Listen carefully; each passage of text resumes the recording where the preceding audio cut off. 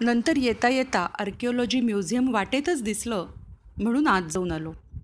पण त्यात खास गम्य नसल्यानं चक्कर मारून परत आलो. इटली हा देश कलेकरता एवढा प्रसिद्ध आहे की इटलीतील प्रत्येक मोठ्या शहरात 5-6 म्युझियम्स तरी सहज आहेत.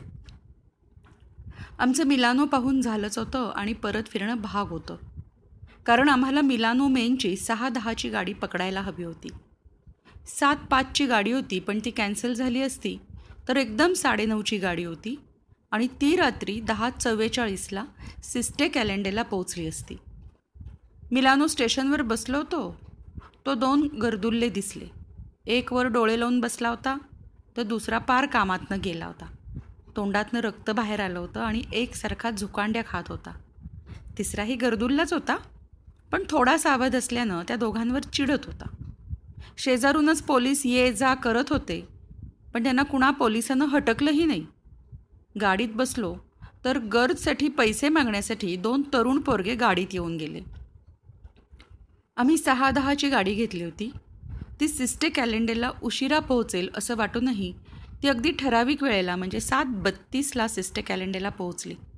7:35लाच आम्ही स्टेशनाबाहेर आलो. स्टेफिना 9 वाजता स्टेशनवर येणार होती. नंतर समोरचं कारंज बघत बसलो. तिथंच हातपाय तोंड वगैरे धुतलं आणि नंतर परत कारंजच पाहत बसलो. 8:45च्या सुमाराला स्टेफिना गाडीतनं उतरली. अर्थात इथं उन्हाळ्यात 10 वाजेपर्यंत उजेड असतो. दुपारी आम्ही बरोबर नेलेला लाडू चिवडा खाल्ला होता. घरी गेल्यावर फिरून ब्राऊन ब्रेडच होता. राफेलनं विविध प्रकारचं चीज आम्हाला देऊ केलं. शिवाय त्यानं त्याच्या बागेतली फळंही आणली होती. ती फळं रातांब्यासारखी दिसत होती, पण पचपचित लागत होती. त्यामुळं खूपच प्रेमानं स्टेफिना ती आम्हाला देत होती. राफेलनं घरी गेल्याबरोबर त्यांच्या कुत्र्याला खाऊ घातलं. हा कुत्रा आम्हाला एकदाच असा पुसटसा दिसला. ही लोकं बाहेर गेली होती तेव्हा त्यांच्या बागेला लागूनच असलेल्या जंगलात तो हिंडायला जातो असं स्टेफिना म्हणाली. रॅफेलनं बागेतल्या झाडांना पाणी पण घातलं.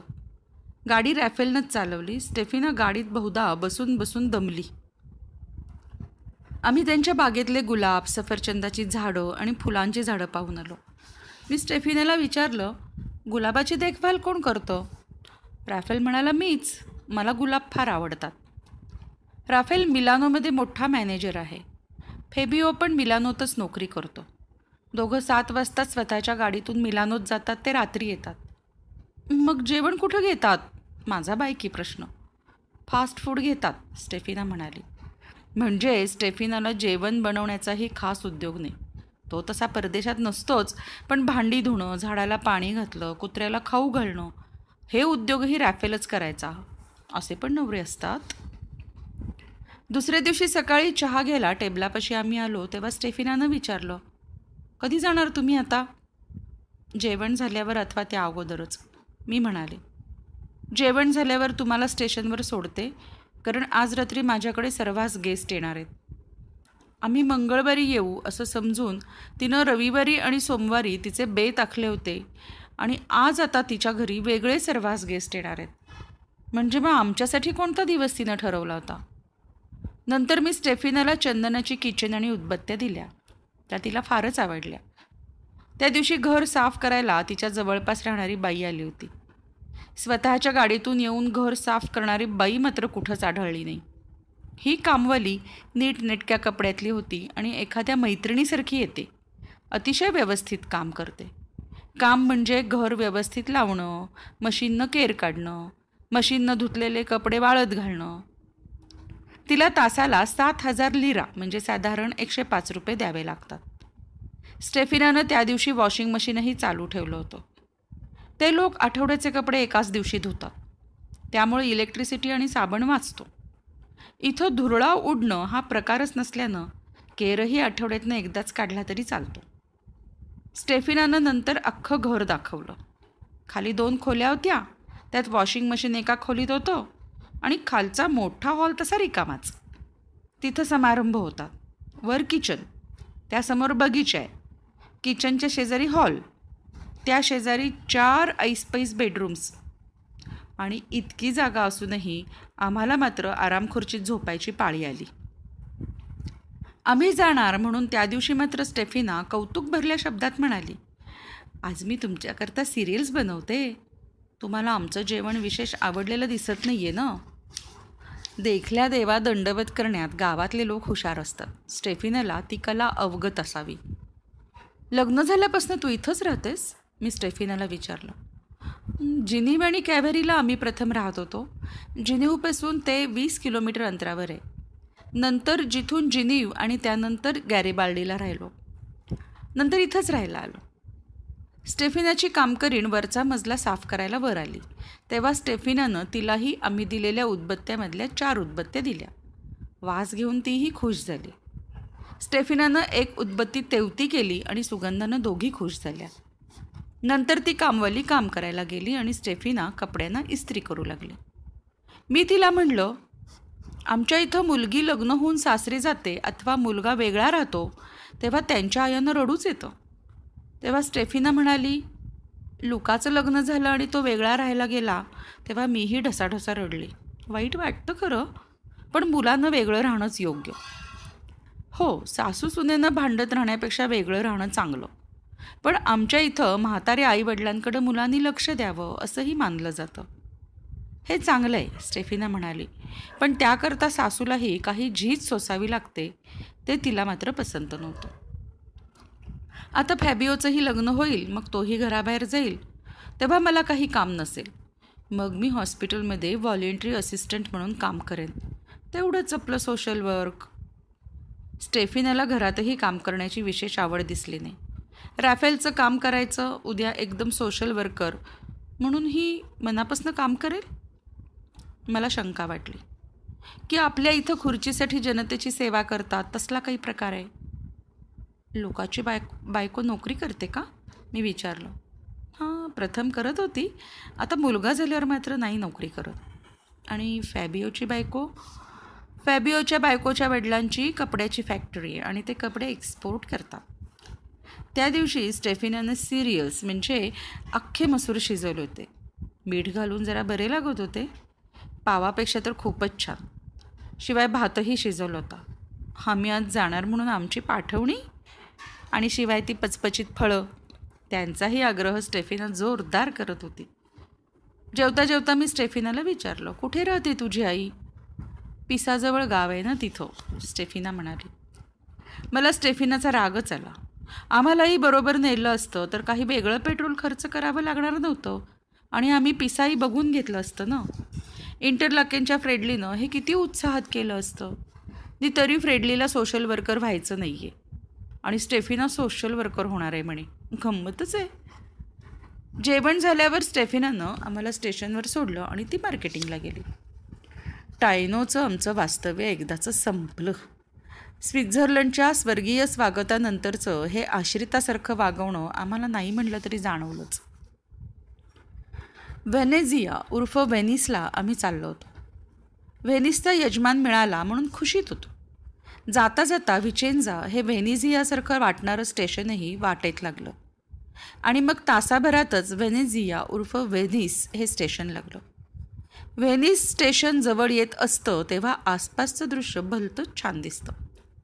ॲड्रियाटिक समुद्राच्या मधून गाडी जाते आणि दोन्ही बाजूनी समुद्र, त्यातल्या बोटी, शीड लावलेली नाव, साधी नाव वगैरे अनेक प्रकार दिसत असतात. निळ्या निळ्या पाण्याचा विस्तीर्ण समुद्र आणि त्यावरून आपली गाडी जाते. ते सौंदर्य आम्ही अगदी दंग होऊन पाहत होतो. वाटतं ना गाडीतनं हा समुद्र बघणं संपूच नये. मी उल्हसित होत म्हटलं. देवानं नेमकं माझं बोलणं ऐकलं आणि नको तेव्हा तो तथास्तु म्हणाला. कारण व्हेनिसला फोनवर बरीच खटपट केल्यानंतर आम्ही होस्ट लिस्ट पाहिली आणि मग लक्षात आलं की आपला होस्ट विचेन्झाचा आहे, व्हेनेझियाचा किंवा व्हेनिसचा नाही. ह्या इंग्लिश लोकांनी नावाचा सगळा गोंधळ करून टाकला आहे. आम्हाला आता परत विचेन्झाला जायचं होतं. ॲड्रियाटिकची सफर पुन्हा एकदा. तू असलं काही बोलत जाऊ नकोस बाई, तुझं बोललेले शब्द नेमके खरे होतात, स्वाती म्हणाली. माझी बत्तीशी वटते असं तिला शुद्ध मराठीत म्हणायचं होतं. विचेन्झाला जाण्यासाठी परत फिरलो. आम्ही फर्स्ट क्लासमधनं उतरलो हे तिथल्या गार्ड्सनी पाहिलं होतं. आम्ही परत फिरलो तेव्हा त्या गार्ड्सनी आम्हाला आपणहून दुसरा डबा फर्स्ट क्लासचा आहे ही माहिती सांगितली. इटलीतले गार्ड्स खूप मदत करतात. इथं सर्व पॅसेंजर्स गाडीत चढले आहेत हे पाहून नंतर गार्ड्स हिरवा झेंडा दाखवतात व मग दरवाजे लावतात. एका गाडीला 2-3 गार्ड्स असतात. इटलीत भारतापेक्षा लोकसंख्या कमी असल्यानं प्रवाशांचं असं कौतुक होतं. भारत सोडून इतरत्र अल्ला किंवा ख्रिस्ताला कुटुंब नियोजन चालतंय असं दिसतंय. भारतातले अल्ला वा ख्रिस्त जाज्वल्य धर्माभिमानी असावेत. पुन्हा तोच समुद्रावरचा प्रवास होता. परंतु मघाचा देखणा निसर्ग सुखावत नव्हता. होस्टच्या घरी पोचायला उशीर होईल म्हणून जरा चिंताच वाटू लागली होती. विचेंजाच्या डालप्राचं कौतुकाचं आमंत्रण होतं, त्यामुळे आम्ही बिनधास्त होतो. पण डालप्राला फोन करून तो लागत नव्हता. बसनं जायचं आणि मग ती घरीच नसेल तर आमच्या वेळच्या होस्टना फोन करून पाहिलं, पण सगळा शुकशुकाट. स्वाती, तू जाऊन पाहून ये, मी म्हणलं. नको, तिथंच आपण जायचं आणि दोघींनी एकत्रच जायचं, स्वाती ठामपणे म्हणाली.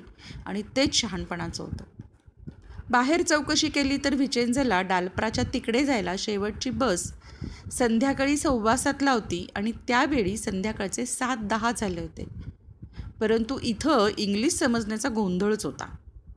एक बाई इंग्लिश समजणारी आणि मुख्य म्हणजे मदत करणारी भेटली आणि आम्ही बसमध्ये बसलो. तिकीट 800 लिरा प्रत्येकी होतं. आमच्या दोघींचे मिळून 24 रुपये झाले. अंधार पडू लागला होता आणि तिचं घर सापडेल का ही विवंचना होतीच. बसचा प्रवास अत्यंत रमणीय होता, त्यामुळे आम्ही अगदी खुश होतो. आम्हाला मॉन्टेबेरिकोनंतर एसे या स्टॉपवर उतरायचं होतं. इथं बसमध्ये प्रवासी बेताचेच असतात, त्यामुळे ड्रायव्हरनं आम्हाला एसे बस स्टॉपवर बरोबर उतरवलं. बसमधनं उतरलो, पण रस्ता अगदी निर्जन. नुसत्या गाड्या येत आणि फुरकन जात. आम्ही आमची ओझी उचलली आणि पत्ता शोधत जाऊ लागलो. आमची एक चाकवाली बॅग होती, तिचा आवाज येत होता आणि इतर बंगल्यांच्या आवारातले कुत्रे जोरजोरात भुंकत होते. त्या किर्र संध्याकाळी फक्त ही कुत्र्यांची त्रासदायक जाग. बाकी रस्त्याच्या दोन्ही बाजूंना गच्च झुडपांची पुरुषभर उंचीची कुंपणं. आत कुठेतरी बंगले असल्यास असतीलही, पण दिसत मात्र काहीच नव्हते. कुत्री आपली भुंकतच होती. ते त्यांची घरं सांभाळायला, पण कुणी गुंड आम्हाला त्रास द्यायला आणि आमचं सामान ओढून घ्यायला येता तर आम्हाला त्याचा उपयोगच नव्हता. खरं तर तेच आम्हाला चोर चिलट समजून आमच्यावर भुंकत होते. अर्थात कुत्रे दिसत नव्हतेच, कारण ते कुंपणाच्या पलीकडे होते. शेवटी एके ठिकाणी घरांवर 131 आणि 133 नंबराची पाटी दिसली. 131 आणि 133 नंबराच्या पाटीपासून उतारावर घराकडे जाणारी पाऊलवाट होती. स्वाती थबकली आणि ती म्हणाली, डालप्रानं लिहिलंय आम्ही डोंगरावर राहतो, ही पाऊलवाट तर खाली जाते.